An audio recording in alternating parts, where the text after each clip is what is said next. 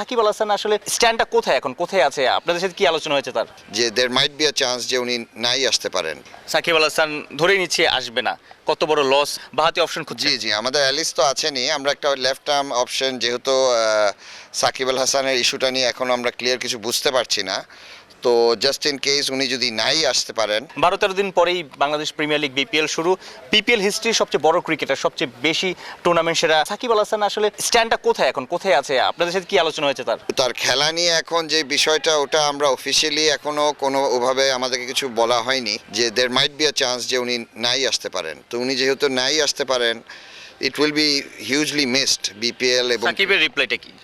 সাকিবের সাথে আমার সপ্তাহখানিক ধরে আলাপ হয়নি, উনি খেলার মধ্যে ছিলেন, তো আমার সাথে আলাপ হয়নি। উনি হয়তো বা ওনার মাধ্যমে চেষ্টা করছে, কে না চাবে দেশে এসে খেলার জন্য।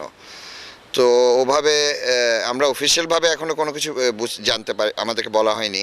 সাকিব আল হাসান ধরে নিচ্ছে আসবে না, কত বড় লস বিপিএল এর জন্য, বাংলাদেশের ক্রিকেটের জন্য এবং চিটাগাং কিংসের জন্য? যে অবশ্যই, যেগুলো যে তিনোটা সেক্টর আপনি বলছেন, তিনোটা সেক্টরের জন্য এটা বিশাল লস।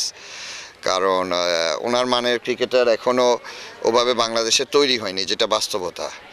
আশা রাখি হয়ে যাবে, এই বিপিএলের মাধ্যমে আশা রাখি ইনশাল্লাহ হবে অবশ্যই। কিন্তু এই মুহূর্তে it is a big miss, কারণ সাকিব আল হাসানের কাছে যারা ইয়াংস্টাররা আছে তারা বহু কিছু শিখতে পারবেন। ওনার যে ভাস্ট এক্সপিরিয়েন্সটা, এটা আমাদের দেশেরই, আর উনি তো দেশেরই অ্যাসেট। সাকিব আল হাসান না থাকে আপনাদের স্পন্সর পেতে সমস্যা হচ্ছে, আপনাদের ফ্যান বেসটা সেভাবে ক্রিয়েট করতে সমস্যা হচ্ছে? এটা হচ্ছে আই মাস্ট, কারণ উনি নিজে তো অনেক কোম্পানিদের সাথে জড়িত। তো আমরা যখন ওনাকে সাইন করি, তো ওভাবে আমাদের এটা মাথায় ছিল, ব্যাক অফ দ্য মাইন্ড সবসময় ছিল যে ইট উইল বি ইজিয়ার, আমাদের জন্য হয়তো বা এটা একটু সহজ হবে স্পন্সরদেরকে অ্যাট্রাক্ট করা সাকিব আল হাসানের সাথে।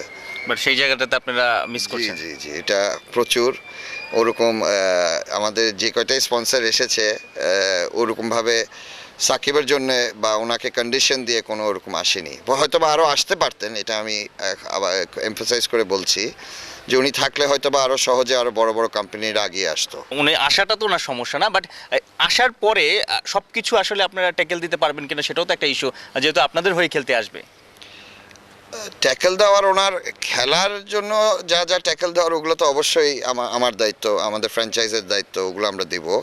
বাট বাকিগুলো তো অ্যাকচুয়ালি ওগুলো গভর্নমেন্ট বলতে পারে কিভাবে কি ওনার সাথে মানে কিভাবে ডিল করবে, ওই ক্ষেত্রে তো আসলে আমি বলতে পারছি না কিছু। এটা বাট এখানে একটা প্রশ্ন চলে আসে, মানে আপনি ফ্র্যাঞ্চাইজি ওনার, বাংলাদেশ ক্রিকেট বোর্ডের সঙ্গে কিংবা গভর্নমেন্ট লেভেলও আসলে আপনারা ওই চেষ্টাটা করছেন কিনা, মানে কোনোভাবে কোনো কিছু সর্ট আউট করার জন্য? না আমাদের ওভাবে, এটা সরকারের ব্যাপার, সরকারই এটা ডিল করছে আই এম শিওর।